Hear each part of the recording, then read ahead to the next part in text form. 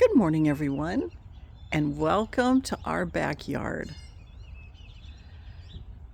My name is Crystal, and I garden south of Houston in Zone 9B along the Texas Gulf Coast.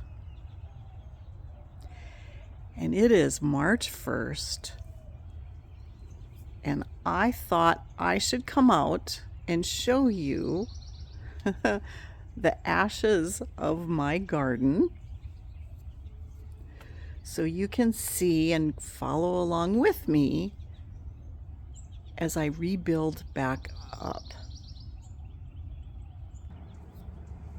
So I specifically garden for butterflies, hummingbirds, and songbirds in my backyard, and specifically the songbirds so they will eat, if you will, the pests in my yard, because since we are a certified wildlife habitat, I do not use any type of pesticides, herbicides, fungicides, etc. So I have to use just nature helping me out. And as you know, we have frozen in the last 4 seasons, and not only frozen, but they were really hard freezes. And I have lived in this area for 40 years, and I have not experienced the winters down here like I have these last 4 years. And what that means specifically is a polar vortex will come down and come through our area at least once in the winter time since 2021, when our Texas electrical grid failed. And the reason I share this is because that had not occurred prior to this from me being down here. I've lived in Texas since 1985. And it's just been really odd to have this. And what I mean by the polar vortex coming down is it literally got down into the teens. That has never happened since I've been down here. So that really wreaks havoc on the gardens that it used to didn't wreak havoc on. And so I'm starting to rethink a few things in what I plant and what I do. But there are bright spots because there's certain plants that are a little bit hardier that I plant for hummingbirds, butterflies, and our native bees. And being protected, for instance, I used, or I should say my husband used, frost cloth. This is for specifically for plants, and it gets you about 1 or 2 degrees protection.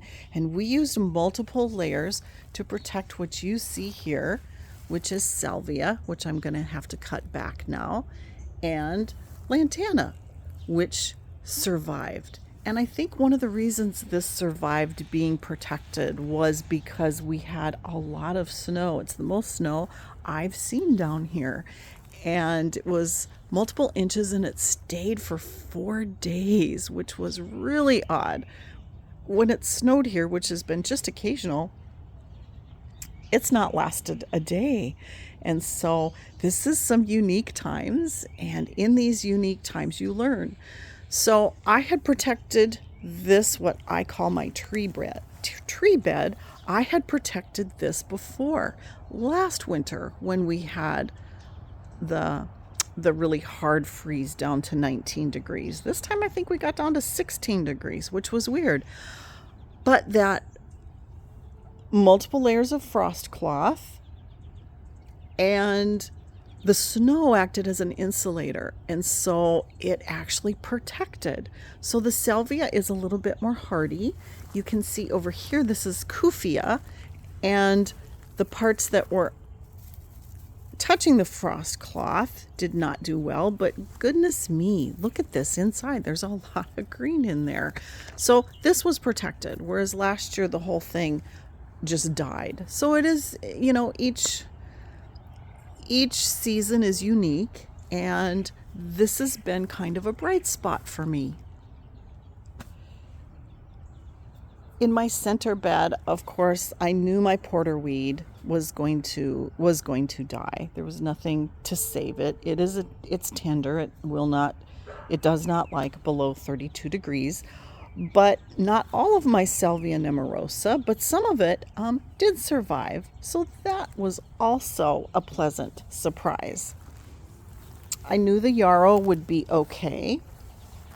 And of course, I just absolutely am so excited. And I bought more of the Stokes aster, or Peachy's pink. This is a Texas native.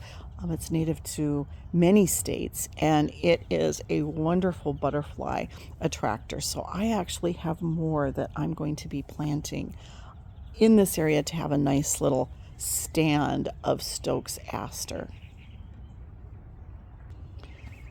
So as a butterfly gardener, it's really important to me to have host plants, and especially in the spring. And so this is bronze fennel, and if you follow my channel, you know that I lost all of my bronze fennel except this volunteer that was right here along the side, but I lost all of it. And so in the fall, I went and purchased bronze fennel and planted it. And I love this. We protected this also with frost cloth. And look, this fennel is just beautiful and growing so wonderfully. What you see back here flowering is such a stalwart in the garden down here. Of course, this is a salvia. This is both Mystic Spires and Henry Duelberg. Henry Duelberg is over here. That is a native, a Texas native. That was actually found, I think, in a cemetery. So this was also protected, but look at the beauty coming back. And so what I'm showing you right now is we have not been out here to do anything. So you can see all of our dead plants that have died in our freeze. You can see the bricks around that we use to keep our frost cloth in place. But the reason I do not take down any of my dead plants yet is because of all the life that is ready to spring forth to life. And so caterpillars that have made their chrysalises and overwinter, they are in some of this debris. And so I'm starting to see butterflies emerge. And now I know it's the 1st of March, and I know it's time that I need to be thinking of doing my cleanup.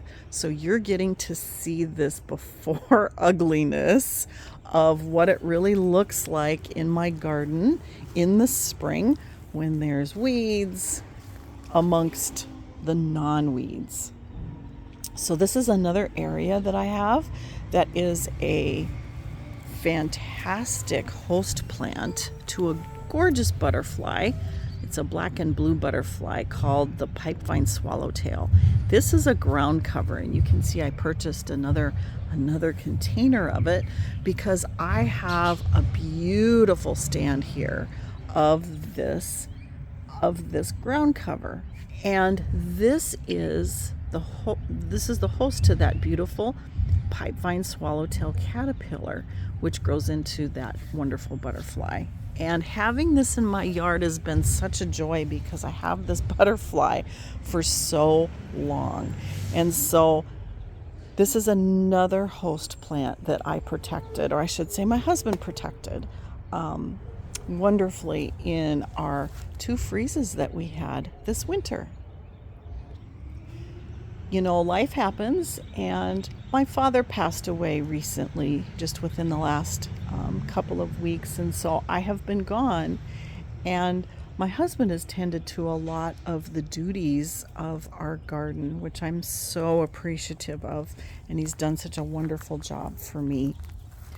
But you know, you just have to go with what you can do, and we are going to just start from scratch in many areas that we need to start from scratch on.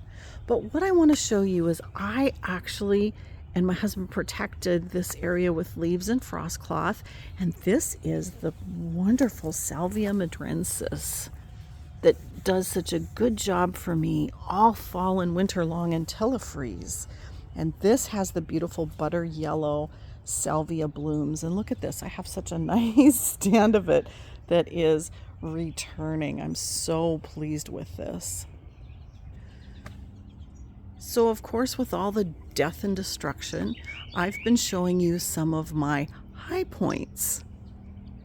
So I'm really sad to have my gorgeous Mexican flame vine gone. It'll be interesting to see if it will come up for the roots or if I will be able to tolerate it long enough to not go replace it. But look at this back in one of my beds. I call this my south bed. This is the Mexican flame vine that had broken off a couple years ago, and I had rooted it and I brought it back here, and it was somewhat protected. And look at this. This is wonderful because it is returning, and it was flowering and blooming last year. So this is in the ground and I'm really happy to see it. My Cape honeysuckle is coming back, and it's going to take a while for my firebush. They do die to the ground, but they will come up from the roots. It does take them a while though, and so it'll be a while before this plant is established again. What I come and do, and we haven't done this yet because of the protection that this offers in the winter, is I will come and cut all of these branches. So all of this that you see here of the firebush will be gone. But you know, it does grow. Look at that. It grew probably 7.5 feet in 1 year. These are nice established plants now. And if you follow my channel, you know I'm a huge fan of this native coral honeysuckle. And I have them in containers. I have them in a container that has an open bottom so the roots can go to the ground. And I also have them planted in the ground around the corner here. And this is a spring stalwart for me. It's native. It handles these freezes wonderfully. The hummingbirds absolutely love this. The native bees come down and get the nectar from the base of the flower. It provides berries for the birds. It provides shelter and protection. I am just a huge fan of this coral honeysuckle. Love, love, love it. So of course, the plant that I'm most sad to see gone is my porterweed. And the porterweed is in the verbena family. I'll put a link up to my video that I did last year. And it is wonderful in the garden because its spikes of blooms refill with nectar all throughout the day. And so this is filled with butterflies and hummingbirds, and and native bees. Everything that loves nectar loves porterweed. And so I feel really bad. I had established about quite a few different colors, and they're gone. But I look at it as an opportunity to be able to replace thoughtfully on what I would like or what performs the best. And so I was so excited because I went to my favorite nursery yesterday, the last day of February, and they had a lot of plants out, which was wonderful to see. And so I have got plants that I'm excited. Some are new and some, of course, are my replacements. So I have got some pentas that I'm excited to have. I didn't have many pentas last year. I've got coneflower. The wild berry does really well. I love the Cheyenne spirit. And of course the powwow white is new for me, but this powwow wild berry does so well in the garden that I was happy to pick this up. I did also pick up a couple of annual salvias. when I was at the nursery, they were just covered in the bees and butterflies, and I thought, you know, I need to do that for a bedding plant. These are only $1.99 a pot, and it makes so much sense to get them. Of course, I have my coleus. You know me, I love coleus down here, and I in particular love this plant. This is, Main Street, Beale Street. And this stays true to this beautiful color, and it pops in the garden when you plant it next to a chartreuse color. And so I am going to continue that this year before I change out my color scheme, probably for next year. So for me, getting coleus like this in these $1.99 pots, which I call bedding plants, is so economical and it's so beautiful. And this garden bed really pops because coleus lasts for months. Actually, it lasts until it freezes. So I also have Terrenia. You know, I'm a huge fan of Terrenia down here. It survives our heat and humidity beautifully. Some more of this Stokes aster that I'll be planting. Of course, I have a gorgeous red porterweed that I'm going to be replacing, and a purple porterweed. New for me this year, and I've been watching it, Gomphrena does really well down here. And Gomphrena is also a nectar and pollen attractor. And so I went with the Proven Winners Truffula Pink Gomphrena. And I'm excited to plant this in the garden. Nice little friend here. Another newbie for me is over here. Let me come over there and get the tag. So I'm going to be planting a nativar, which is Agora. And this was covered in pollinators when I was at the nursery. And I like reading about it, how it performs. And so we'll see what this does in my garden. Let me show you the back of the tag here. As you know me, I am a huge fan of those that bloom a long time. And this one blooms from spring through autumn. And it is about 12 to 18 inches high. So that's a pretty good height. It does need full sun. And you'll see it goes down to 6A. That's a huge plus for me, especially coming out of these these freezes that we've been getting recently. So that's another plus. A couple of other things I have replacement. I've got my Salvia nemorosa. I loved this last year in the garden. This was the Rose Marvel. I think one of the plants didn't return, and so I wanted to get a couple replacements. And then I have got a couple of replacements of my Salvia leucantha. I love this plant. It does bloom a tad in the spring, but it is a huge fall bloomer. And I do need to have a couple of replacements in my tree bed. And I have had these in the past. I'm going to put a planter and have this again.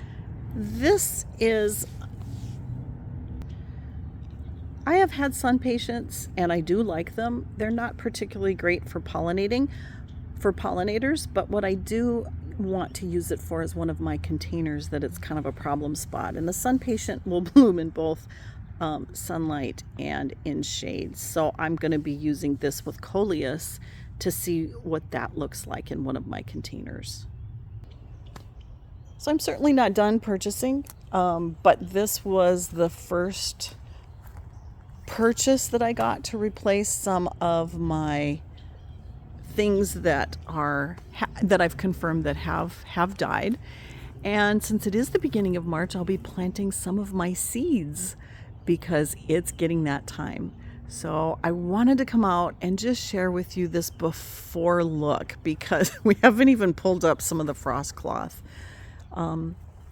There's weeds that we'll be pulling up. We're going to be mowing. There's just a lot that needs to happen. And as you all know, springtime can just be wild. And there's a lot of work that needs to go on. But I did want to share this with you because this is reality. after freezes, it is reality. It does not look great, but it is, a wonderful opportunity to clean things up and just be so excited for the season of spring and summer that we've got coming up. So I hope you all are doing well. I know springtime has not hit all areas and not everybody can plant, but I did want to share with you what we are doing. So thank you for joining me. I look forward to sharing my journey with you this year as we garden along the Texas Gulf Coast. So I hope you all have a wonderful day today, and I hope to see you again soon.